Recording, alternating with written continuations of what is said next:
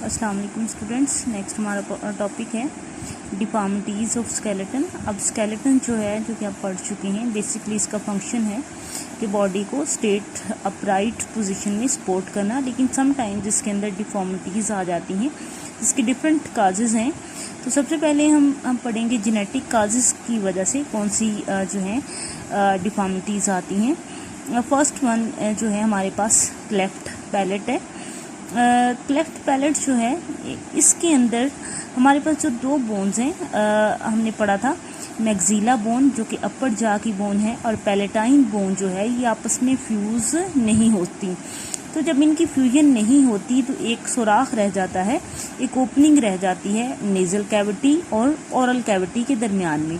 अब जाहिर है जब ओपनिंग रह जाती है हमारे पास oral cavity and nasal cavity के अंदर, तो फूड इनटेक जो होगी वो हमारे पास जो है वो एंटर हो सकती है नेज़ल कैविटी में, और इवन जो है लंग्स तक पहुंच सकती है, और लंग्स के अंदर जाकर ये फूड जो है वहाँ पे जो है इन्फेक्शन काज करेगी। इसको हम जो है फूड की वजह से जो वहाँ पे इन्फेक्शन हो जाएगा, that is known as aspiration pneumonia.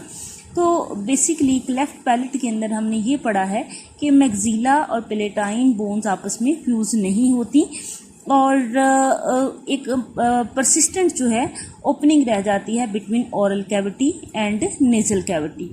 Next जो डिजीज़ है हमारे पास ये है microcephaly. Micro means small, and यहाँ पे माइक्रोसिफेली जो है ये रिप्रेजेंट करता है स्मॉल साइज्ड स्कल को।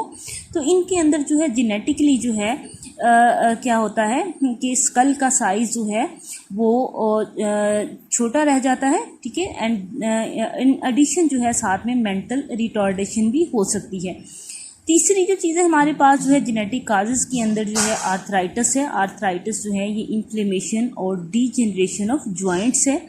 इसके अंदर डिफरेंट काजेज़ होती हैं। एक हमारे पास इसके अंदर टाइप जो दी गई है वो ओस्टियो आर्थराइटिस है, जो बेसिकली जॉइंट्स के ऊपर जो है जो कार्टिलेज जॉइंट्स को कनेक्ट कर रही होती है उसकी डिजेनरेशन की वजह से होती है। तो ये तीन जो हमारे पास थी, cleft palate, microcephaly and arthritis जो हैं, ये हमने इसको पढ़ा है जेनेटिक काजेज़ के अंदर। उसके बाद जो है दूसरी चीज़ जो है सेकंड है हमारे पास हार्मोनल काजेज़, और इसके अंदर जो डिजीज़ है ओस्टियोपोरोसिस, मतलब बोन्स जो हैं पोरस हो जाती हैं और बोन्स की डेंसिटी कम हो जाती है, ये वीक हो जाती हैं, ब्रिटल हो जाती हैं। इसमें बेसिकली होता क्या है कि बोन की रिजॉर्प्शन बढ़ जाती है और डिपोजिशन कम होती है।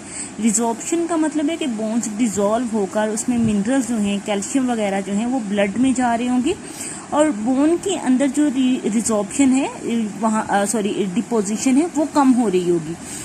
तो अब इसके अंदर जो है ये मोस्टली जो है ये ओस्टियोपोरोसिस होती है ओल्ड वुमेन के अंदर, जिसके अंदर जो है रीज़न जो है वो एस्ट्रोजन हार्मोन की कमी है।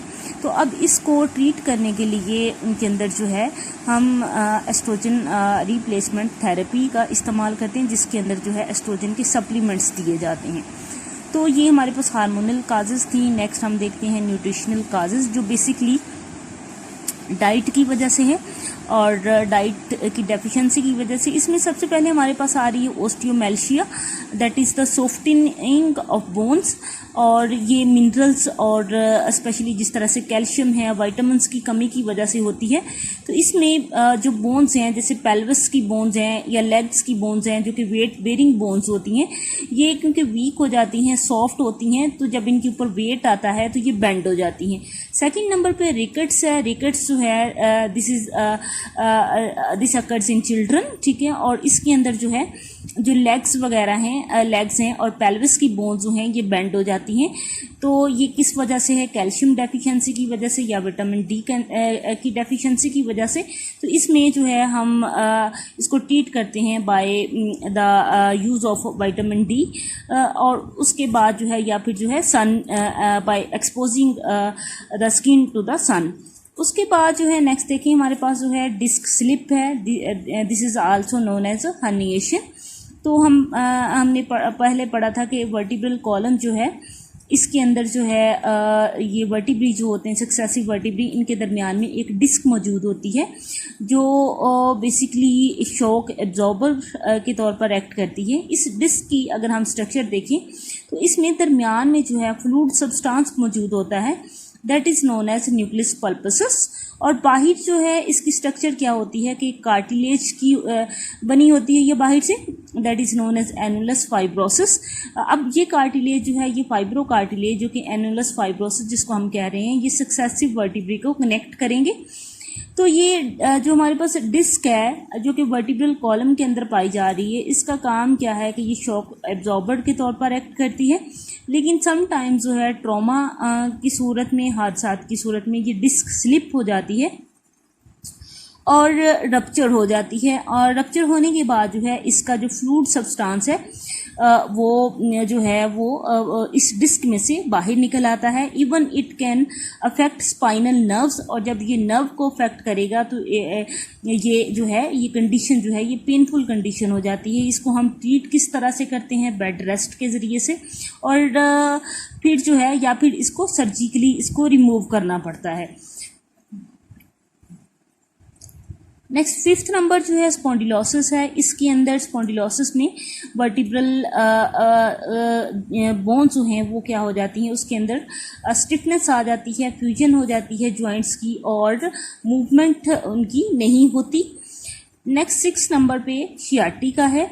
ये जो है ये किस वजह से है? शियाटिक नर्व के डैमेज होने की वजह से। और ये नर्व जो है ये लेग के अंदर जो हमारी प्रेजेंट होती है, सप्लाई करती है जो है फूड तक। अब इसके अंदर जो है ये किस तरह से डैमेज होती है? इम्प्रॉपर जो है इंजेक्शन की वजह से, या फिर जो है हर्निएटेड डिस्क की वजह से इसको डैमेज होता है। इसका प्रॉक्सिमल पार्ट, दैट मीन्स शुरू वाला जो इसका हिस्सा है वो डैमेज हो जाता है। तो इसकी वजह से क्या होगा कि पूरी जो लेग है वहाँ पे पेन होगी। तो उसके बाद जो है समटाइम्स जो है इसकी शियाटिक नर्व जो है ये डैमेज इस कदर होती है कि ये ट्रांजैक्ट हो सकती है, दैट मीन्स कट हो सकती है। तो पूरी लेग की फिर मूवमेंट जो है वो स्टॉप हो जाएगी। नेक्स्ट देखिए 7th नंबर पे हमारे पास जो है दिस इज आर्थराइटिस। आर्थराइटिस जो है ये इन्फ्लेमेशन और डीजेनरेशन ऑफ जॉइंट्स। ये बेसिकली कहाँ पे इफेक्ट होगा? हम क्या चीज़ पढ़ रहे हैं? जॉइंट्स को जो है जॉइंट्स की इन्फ्लेमेशन है और डीजेनरेशन है जॉइंट्स की। तो इसको ट्रीट किस तरह से किया जाता है? एंटीबायोटिक्स के ज़रिए से। तो और मेम्ब्रेन की इसके अंदर जो है इन्फ्लेमेशन हो जाती है, एंड फ्लूइड जो है बोन्स के दरमियान में ये कम हो जाता है। जब फ्लूइड जो है जॉइंट के ऊपर जो प्रेजेंट होता है ये कम होगा तो बोन्स की आपस में फ्रिक्शन इंक्रीज हो जाएगी। इसकी टाइप्स हैं, 3 इकसाम है हमारे पास। ऑस्टियो आर्थराइटिस है, रूमेटाइड आर्थराइटिस है और गाउटी आर्थराइटिस है। ऑस्टियो आर्थराइटिस जो है ये कार्टिलेज जो कि जॉइंट के ऊपर प्रेजेंट है उसकी डिजेनरेशन की वजह से होगी। रूमेटाइड आर्थराइटिस जो है ये ऑटो इम्यून डिजीज़ है। इसके अंदर इम्यून सिस्टम जो है वो अटैक कर देता है जॉइंट्स के ऊपर, वहाँ पे इन्फ्लेमेशन काज करेगा और उसकी डिजेनरेशन काज करेगा। अब 3rd टाइप जो है गाउटी आर्थराइटिस जो है ये बेसिकली यूरिक एसिड की ब्लड के अंदर यूरिक एसिड की इंक्रीज होने की वजह से होता है, और यूरिक एसिड की क्रिस्टल्स जो हैं वो इसके अंदर पाई जाती हैं at the place of joints. तो ये थी हमारे पास डिफॉर्मिटीज़ ऑफ स्केलेटन, जिसके अंदर हमने जेनेटिक काजेस पढ़ा, हार्मोनल काजेस पढ़ा, न्यूट्रिशनल काजेस पढ़ा, देन डिस्क स्लिप है हमारे पास, स्पॉन्डिलोसिस है, शियाटिका है, एंड देन जो है आर्थराइटिस है।